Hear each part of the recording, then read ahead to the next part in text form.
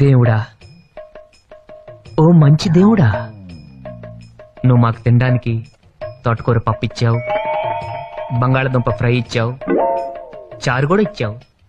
ఇలాగే మన స్టేట్లో ఉన్న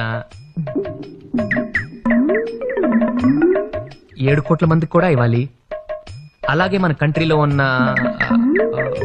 90 కోట్ల మందికి, అదే చేత్తో ప్రపంచంలో ఉన్న